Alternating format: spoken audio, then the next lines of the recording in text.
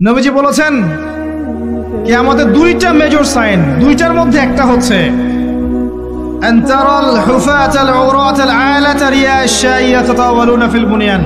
যখন সমাজের দরিদ্র শ্রেণীর মানুষেরা, যাদের পায়ে স্যান্ডেল ছিল না, গায়ে কাপড় ছিল না, এরা উঁচু বিল্ডিং নির্মাণের প্রতিযোগিতা করতে থাকবে, ফান্তাজিরিস সাআহ, তখন কিয়ামত হবে।